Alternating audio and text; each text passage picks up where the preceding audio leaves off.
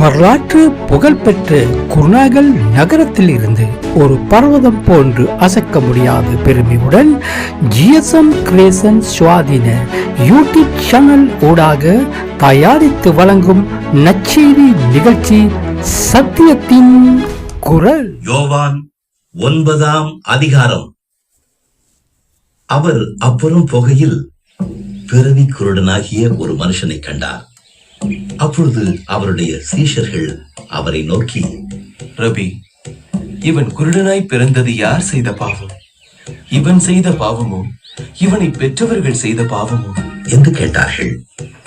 இயேசு பிரதியுத்தரமாக, அது இவன் செய்த பாவமும் அல்ல, இவனை பெற்றவர்கள் செய்த பாவமும் அல்ல.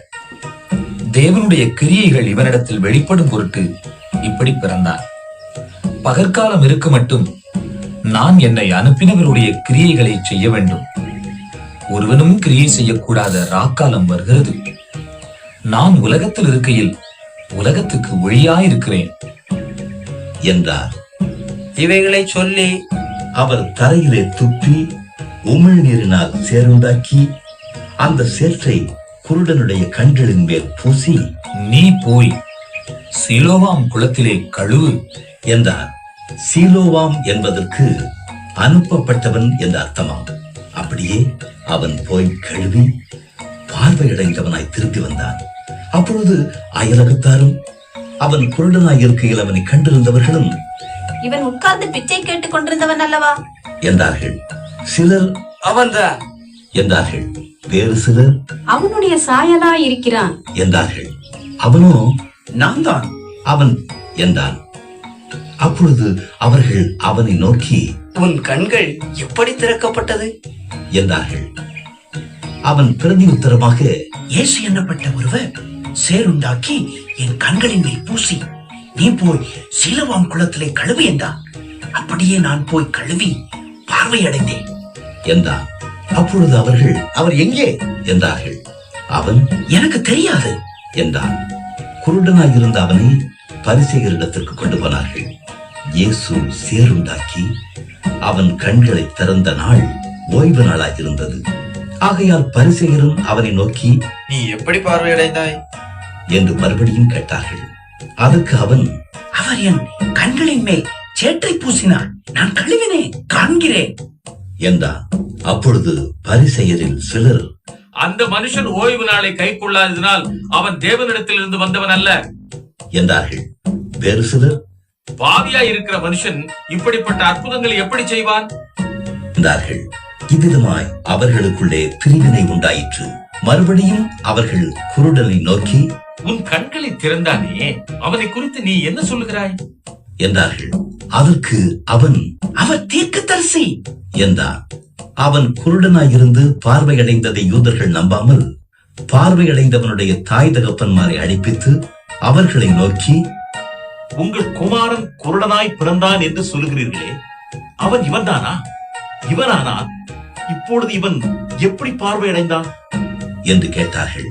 தாய் தகப்பன்மார் பிரதியுத்தரமாக, இவன் எங்கள் குமாரன் தான் என்றும் குருடனாய் பிறந்தான் என்றும் எங்களுக்கு தெரியும். இப்பொழுது இவன் பார்வையடைந்த வகை எங்களுக்கு தெரியாது. இவன் கண்களை திறந்தவன் இன்னான் என்பதும் எங்களுக்கு தெரியாது. இவன் வயதுள்ளவனாய் இருக்கிறான், இவனையே கேளுங்கள், இவனையே சொல்லுவான் என்றார்கள். அவனுடைய தாய் தகப்பன்மார் யூதர்களுக்கு பயந்ததினால் இப்படி சொன்னார்கள். ஏனெனில் இயேசுவை கிறிஸ்து என்று எவனாவது அறிக்கை பண்ணினால் அவனை தேவாலயத்துக்கு புறம்பாக்க வேண்டும் என்று யூதர்கள் அதற்கு முன்னமே கட்டுப்பாடு செய்திருந்தார்கள். அது நிமித்தம், இவன் வயதுள்ளவனாய் இருக்கிறான், இவனையே கேளுங்கள் என்று அவன் தாய் தகப்பன்மார் சொன்னார்கள். ஆதலால் அவர்கள் குருடனாயிருந்த மனுஷனை 2ஆம் தரம் அழைத்து, நீ தேவனை மகிமைப்படுத்து, இந்த மனுஷன் பாவி என்று நாங்கள் அறிந்திருக்கிறோம் என்றார்கள்.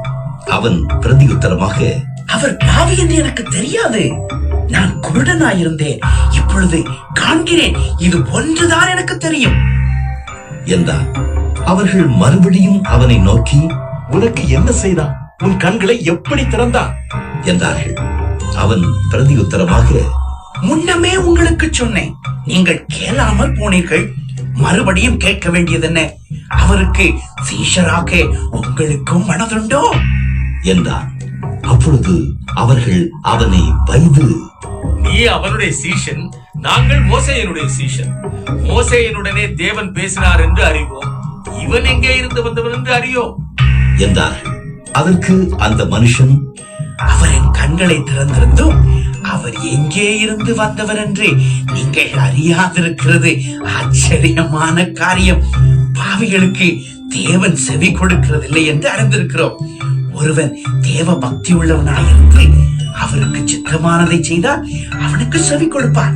பிறவி குருடனுடைய கண்களை ஒருவன் திறந்தார் என்று உலகம் உண்டானது முதல் கேள்விப்பட்டதில்லையே. அவர் தேவனிடத்திலிருந்து வராதிருந்தால் ஒன்றும் செய்ய மாட்டாரே என்றான். அவர்கள் அவனுக்கு பிரதியுத்தரமாக, முழுவதும் பாவத்தில் பிறந்த நீ எங்களுக்கு போதிக்கிறாயோ என்று சொல்லி அவனை புறம்பே தள்ளிவிட்டார்கள். அவனை அவர்கள் புறம்பே தள்ளிவிட்டதை இயேசு கேள்விப்பட்டு அவனை கண்டபோது, நீ தேவனுடைய குமாரனிடத்தில் விசுவாசமாயிருக்கிறாயா என்றார். அதற்கு அவன், ஆண்டவரே, அவரிடத்தில் நான் விசுவாசமாய் இருக்கும்படிக்கு அவர் யார் என்றார். இயேசு அவனை நோக்கி, நீ அவரை கண்டிருக்கிறாய், உன்னுடனே பேசுகிறவர் அவர்தான் என்றார். உடனே அவன், ஆண்டவரே, விசுவாசிக்கிறேன் என்று சொல்லி அவரை பணிந்து கொண்டான். அப்பொழுது இயேசு, காணாதவர்கள் காணும்படியாகவும் காண்கிறவர்கள் குருடராகும்படியாகவும் நியாய தீர்ப்புக்கு நான் இந்த உலகத்தில் வந்தேன் என்றார். அவருடனே கூட இருந்த பரிசேயரில் சிலர் இவைகளை கேட்டபொழுது, நாங்களும் குருடரோ என்றார்கள். இயேசு அவர்களை நோக்கி, நீங்கள் குருடராயிருந்தால் உங்களுக்கு பாவம் இராது. நீங்கள் காண்கிறோம் என்று சொல்லுகிறபடியினால் உங்கள் பாவம் நிலைநிற்கிறது என்றார்.